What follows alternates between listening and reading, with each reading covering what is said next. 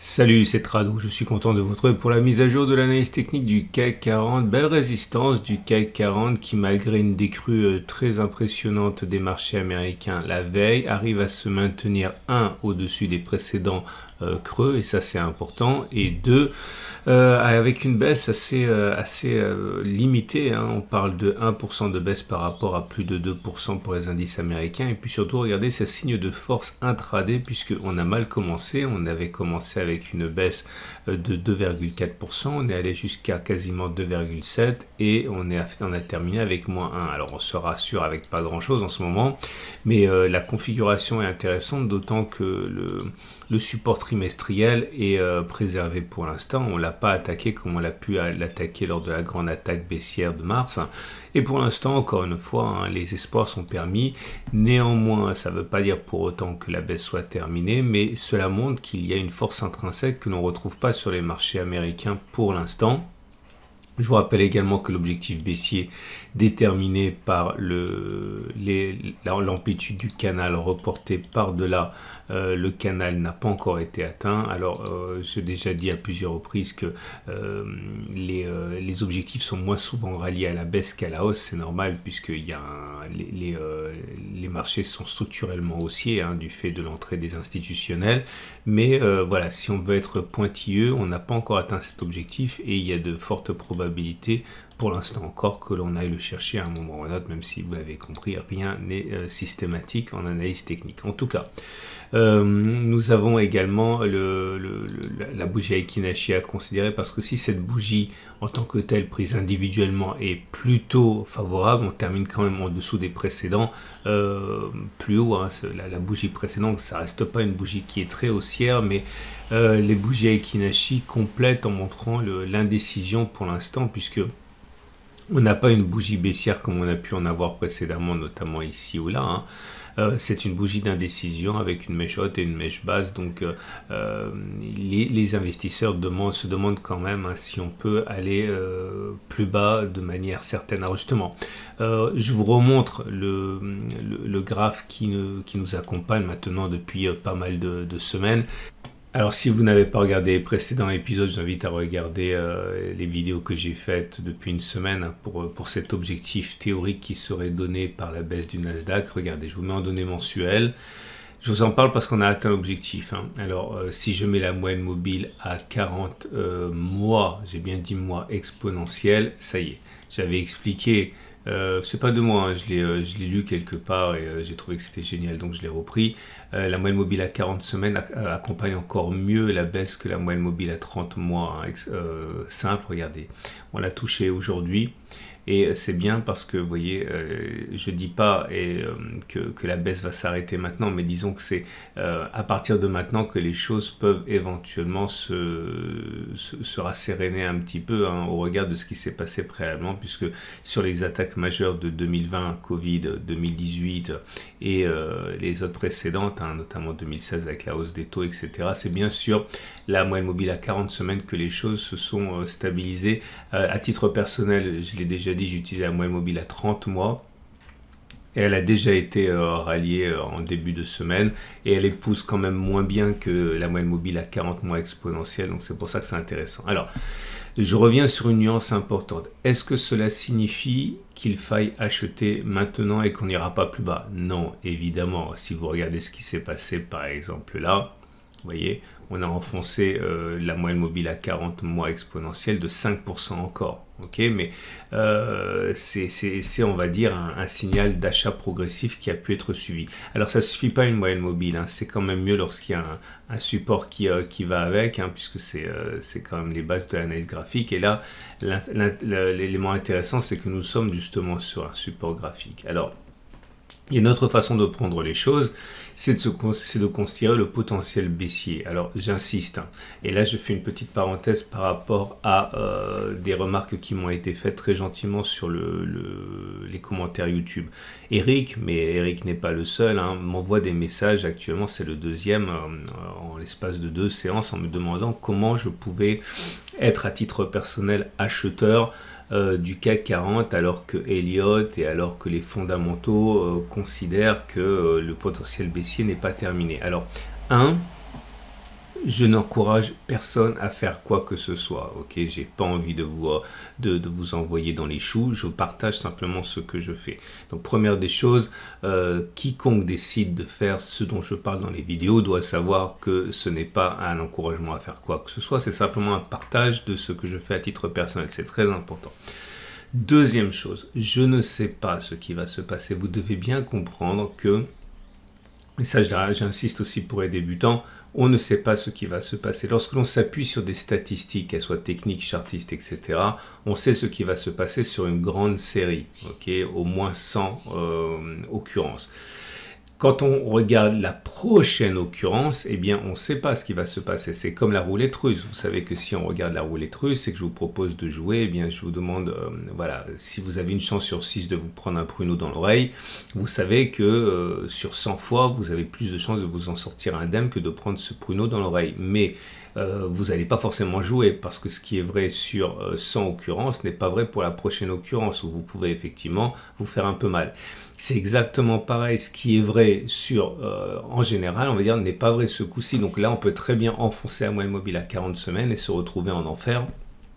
Et ça sera complètement normal, tout comme est normal le fait qu'à un moment ou à un autre, en jouant à la roulette russe, ça peut finir assez mal.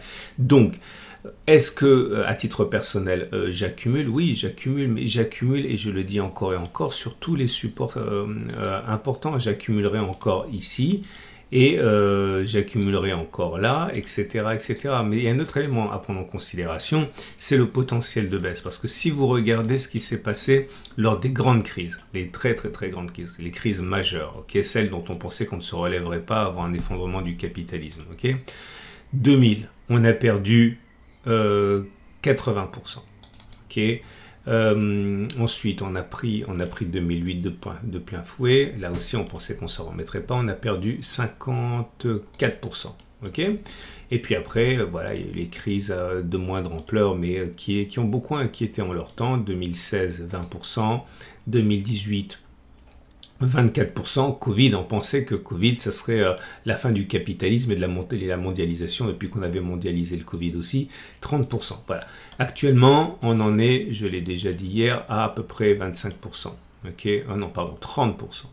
Est-ce que vous pensez qu'il est plus plausible sur un resserrement de taux, une politique de resserrement de taux, parce qu'on parle bien de ça pour l'instant, hein, c'est les effets de la guerre et du resserrement des taux. Est-ce qu'il est plus plausible que l'on fasse encore 30% de baisse? Enfin, mathématiquement, c'est pas vrai ce que je dis, mais est-ce qu'il est plus plausible que l'on aille faire 60%? Ok. Donc, aller chercher 6650 sur les niveaux de 2020, hein.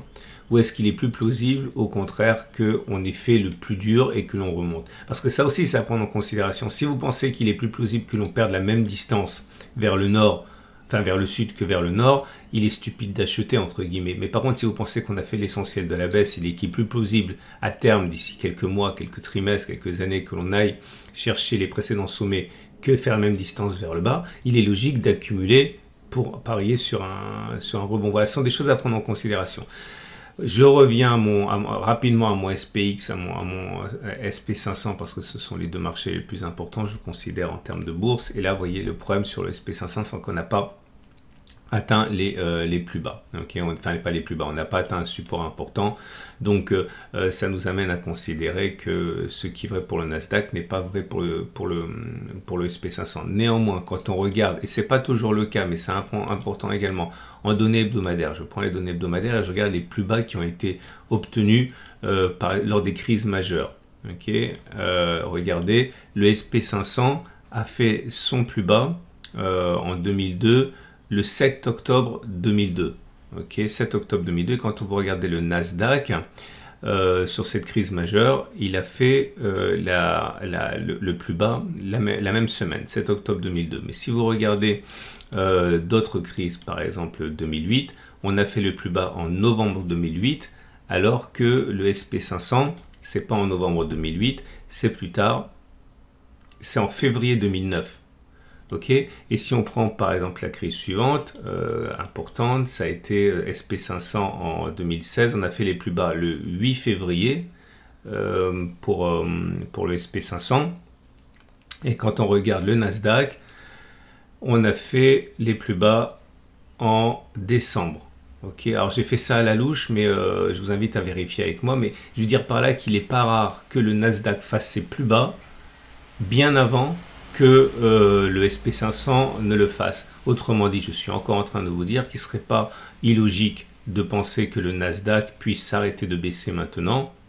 Ce que je ne pense pas forcément, c'est simplement j'apporte du moulin à la réflexion, alors que le SP500, lui, continuerait à baisser pour aller chercher en données mensuelles un support. Ok, donc voilà, encore d'autres éléments à alimenter pour alimenter votre réflexion. On va passer maintenant au CAC 40. Je suis obligé de parler de toutes ces choses parce que c'est les messages qu'on m'envoie actuellement. J'ai beaucoup moins de demandes par rapport au court terme et beaucoup plus de demandes par rapport à ce qui pourrait se passer.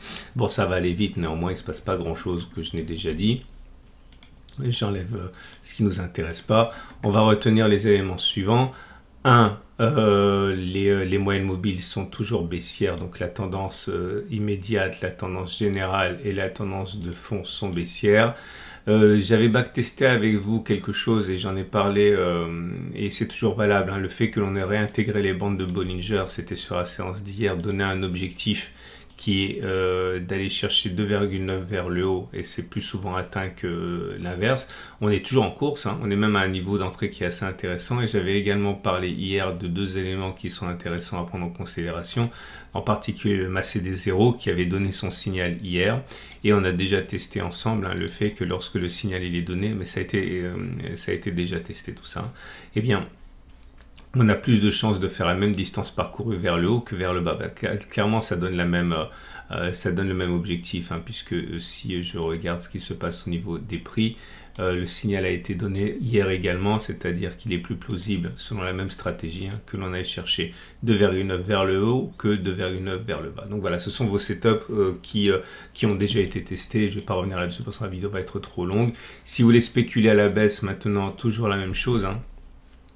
J'ai rien ici pour m'inciter à spéculer à la baisse à part un retour, enfin lorsque l'on reviendra sur la résistance hebdomadaire, ce même trade en fait hein, qui a déjà été donné de très nombreuses fois parce que on est sur des zones de support où les acheteurs de long terme, les institutionnels commencent à accumuler progressivement, hein, pas en un coup parce qu'il est quand même plausible que l'on aille plus bas, mais voilà, vous jouez contre ça lorsque vous spéculez à la baisse actuellement, alors c'est un petit peu dangereux. Pour le trading de court terme, toujours la même chose. Hein. Si vous voulez par exemple trader ce dont j'ai parlé dans cette vidéo à la hausse, eh bien vous pouvez par exemple acheter, je l'ai dit, avec un stop de protection en dessous des 5086. Ceux qui veulent se protéger d'une petite mèche peuvent simplement utiliser l'ATR. Donc si vous utilisez l'ATR, vous vous dites que... Alors attendez, je vais mettre l'ATR, il est là.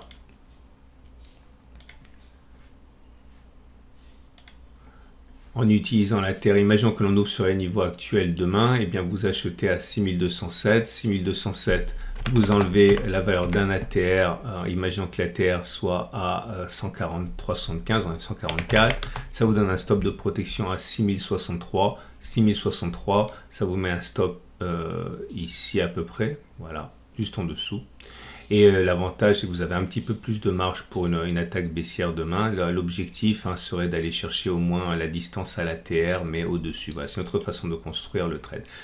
Excellente journée. J'espère encore une fois que vous ne perdez pas trop de plumes. Hein.